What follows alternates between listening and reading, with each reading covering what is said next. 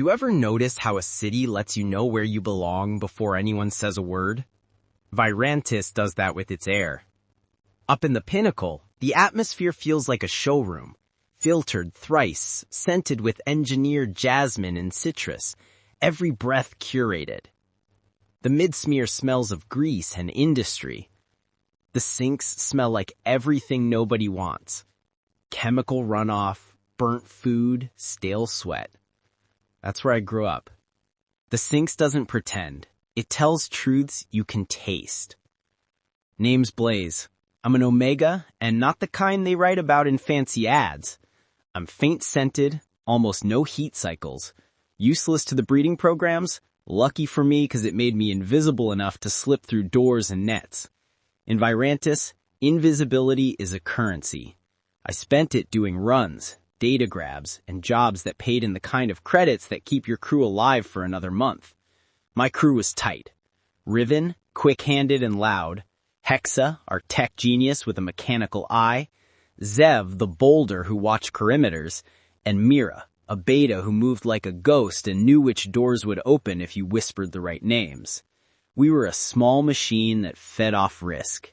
The night that changed everything started like 1,000 others. We were contracted to lift neurokeys from a mid-tier shopping complex. Not fancy enough to be pinnacle, safe enough for pay. We patched a timing loop into a service cam, moved when the crowd finned, Hexa and I cutting the peripheral grid while Riven and Zev handled the crates. The plan was clean. The plan failed. An AI node had been upgraded without our recon noticing. EMPs fizzled against the new kinetic shield. Our sticky cams died like bugs against a windshield. Patrols swarmed. Riven and Zev took hits. Mir's comms went static. And then we saw him.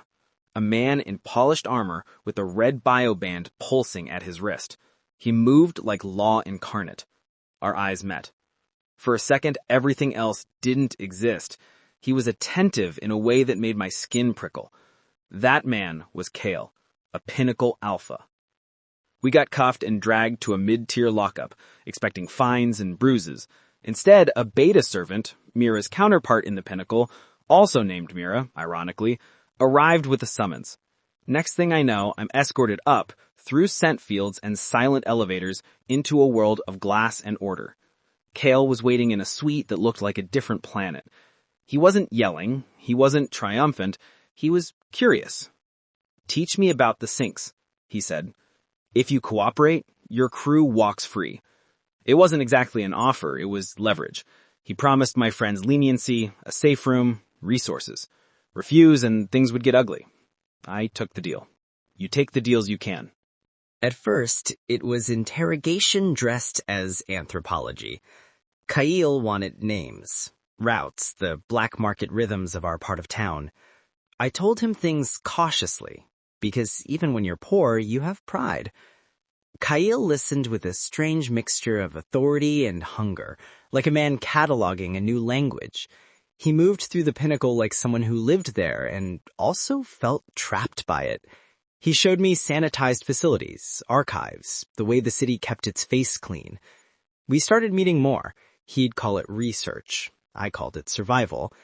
He paid in ways that mattered, and somewhere between the exchanges, an accidental touch, a look that lingered, lines blurred. There was tension I couldn't explain. There was something human in his eyes when he spoke of navigation programs and quotas and budget lines, as if the numbers themselves turned his stomach. Curiosity got the better of me one night. I snuck deeper into restricted passages, Hexa's remote jamming a camera for 30 seconds. Maintenance corridors in the pinnacle have doors people don't ask about. What I found was worse than the rumors. Rows of Omegas in soft light, hooked to monitors, each one cataloged as inventory. Newborns, tiny and eyes closed, were being assessed like prototypes. The files I grabbed screamed viability assessments, hormone dosing schedules, calling recommendations. It was a factory for bodies. At first, it was interrogation dressed as anthropology. Kyle wanted names, routes, the black market rhythms of our part of town. I told him things cautiously, because even when you're poor, you have pride.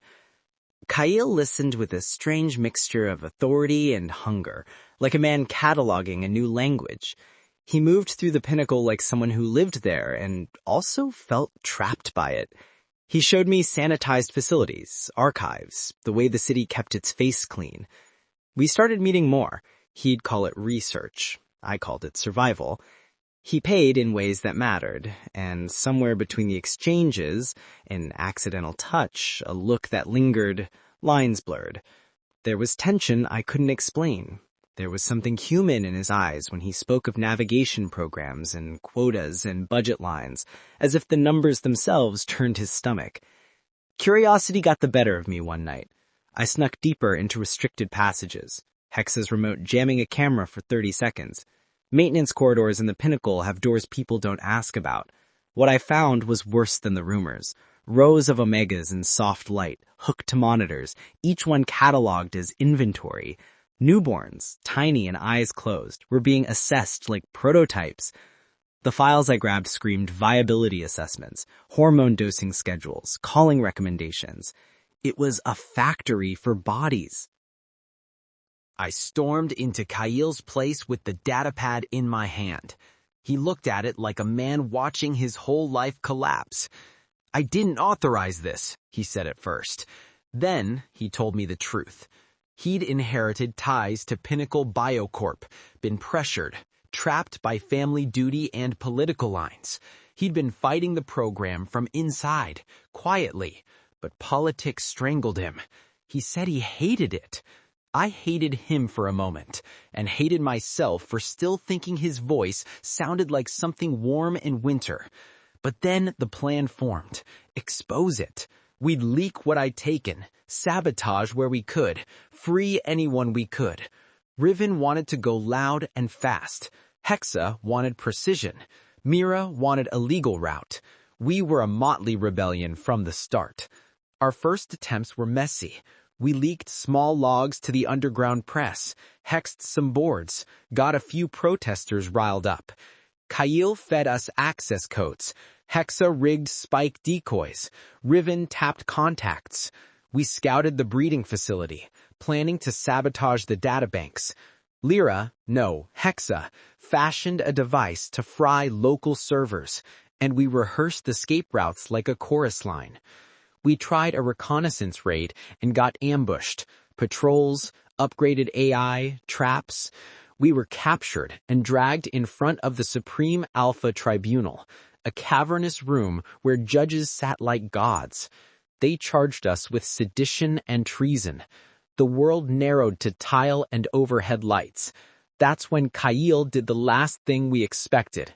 He rose and denounced the program. He stood and said the words that shredded their theater. He admitted moral culpability, accused the inner committees, and called the breeding program an abomination. The council sputtered. Security surged.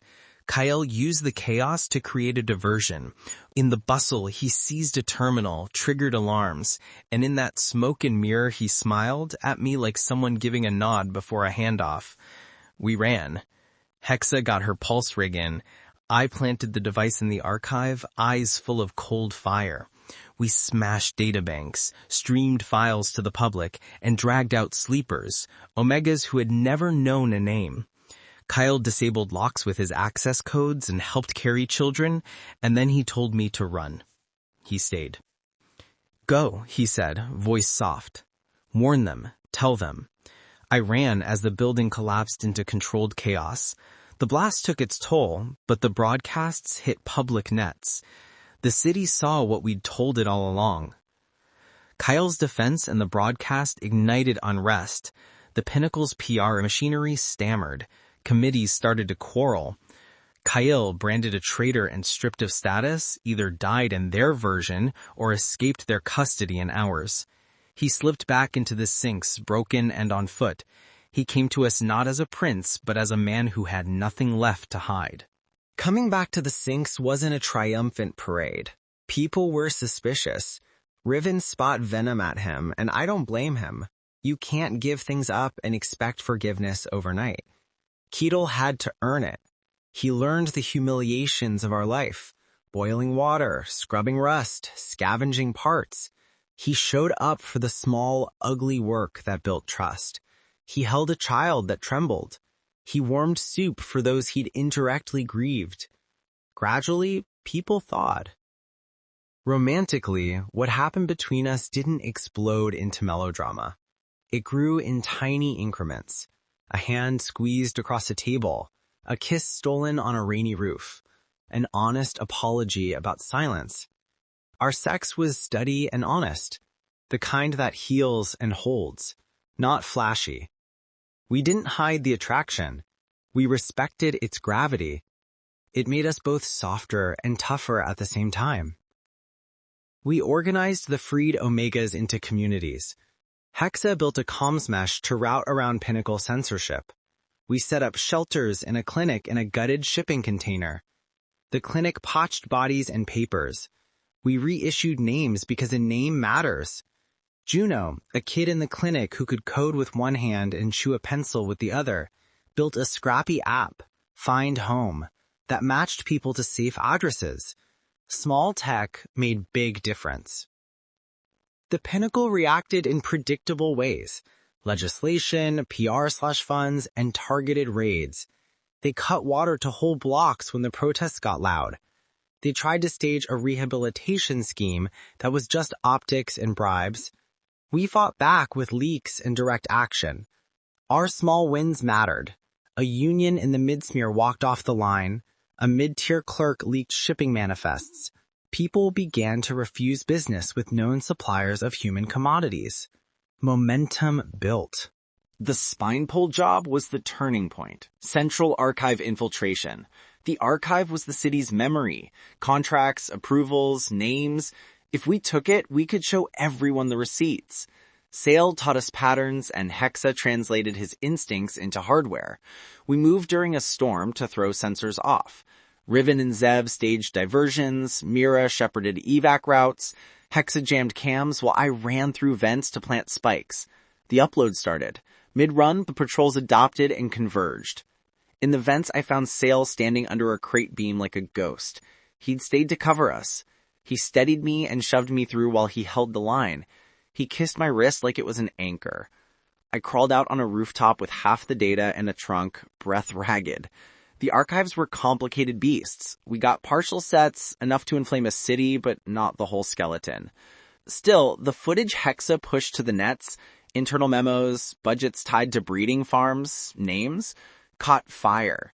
The Pinnacle retaliated with heavier kicks. They raided safe houses, snatched suppliers, blackmailed retailers. We lost people. We always did. The losses taught us the coldness of victories. Then came the broadcast, a citywide hijack of the main holospheres. We would stream everything, footage, logs, receipts, and force a reckoning. We coordinated protests, flew a funeral drone over the square with a payload of data, and Hexa lit up channels. Sale, locked up and played as a prisoner on their feeds, still helped map the channels from inside. During the live spill, he stepped into the square and faced them like a man choosing the side of the betrayed. They took him again. He didn't run. He made the choice to stay and be a statement. The broadcast blew the Pinnacle's composure apart. The city watched in a way it hadn't before. People walked out of factories, committees split into factions. The old protective scaffolding the Pinnacle used started to come undone. Kale was exiled, stripped of titles, wealth, and access, and he returned to the sinks, ragged and candid. That's the version we lived. Rebuilding was a long, unglamorous grind. We set up clinics, registered names, taught trades, and tried to keep the freed Omegas safe. The movement turned from raw heat into structures. Neighborhood councils with representation across classes, cooperative bakeries, repair collectives, and schools. The public archive became open access to prevent hides like the breeding program. Laws changed slowly. Enforcement followed slower. Politics was rubbed and scuffed. We pushed for worker protections, transparency in biotech, and funding for reintegration programs. Kale testified in hearings not as a triumphalist, but as a man who'd been part of the machine, and now wanted to mend the damage. Forgiveness was rare, and deservedly so. He did the tedious, crucial work, sitting with families, offering restitution, and showing up with tea and apologies that weren't performative. There were small human things that made the revolution real. Riven laughing with a kid over paper planes, the kind of belly laugh that meant he felt safe again. Hexa teaching kids to strip code as a survival skill. Juno's app routing a mother to a shelter in time. Little rooftop kitchens where former enemies simmered soups and swapped stories until the heat drove out the cold. Love grew in practicalities. Kale learned to scrub a pan, to plug a pipe, to mend a broken drone. I learned to let someone else carry weight without thinking it was charity. We fought like everyone else when grief pressed us raw, but we kissed more than that. Steady, deep, real kisses that felt like agreements to keep going. Our intimacy was gentle and sometimes fierce, full of hands that knew where to stitch the other's wounds. The city changed imperfectly. The pinnacle still had wealth, inequality elbowed on, but systems were exposed. The breeding programs were outlawed in law harder than any PR would allow. Enforcement teams monitored private facilities. Some top figures were tried, some slipped away. Public trust in the old order cratered. New cooperatives took root. The clinic we set up grew into a registered community center with a small nurses station and a training program. Riven trained negotiators. Zev ran defense patrols. Mira organized story nights where freed Omegas read their names aloud, a ritual of reclamation. Years later, the movement had scars and small triumphs. Some of the crew never came back from raids. We mourned them. We held anniversaries where we painted names across a wall and taught kids how to code to honor the ones who'd given up their ordinary years. We still argued in meetings about compromises, about how much to trade to get the laws passed. We still had enemies and spit in the faces of those who profited off others. But there were also weddings, tiny bakery openings, Juno's app becoming a template for safety nets in other districts, and a slow shoring up of legal protections. Kale and I end up building a life that is messy and full. He never regains his old status, and he wouldn't want it. He helps run the clinic's outreach programs, teaches strategy to communities so they can protect themselves, and sits quietly with families when the old world's ghosts come calling. I still steal credits now and then, because there's a thrill I don't want to lose. But mostly I manage logistics, teach kids to hack for good, and stand on rooftops with him when the city at night looks like an ember scatter of impossible lights. Our love wasn't a fairy tale. It was a ledger of small mercies. Clean water in a basin for a child, a patch for a wound, a hand offered when the city tried to yank you under. We found tenderness in a world designed to make us brutal. The revolution was not a thunderclap that fixed everything. It was 1,000 small acts stacked on top of each other until people could breathe a little different. Thanks for watching, everyone. If you enjoyed this story, hit that like button, subscribe for more, and drop your thoughts in the comments. I love hearing what you think. Stay sharp, stay kind, and I'll see you in the next one.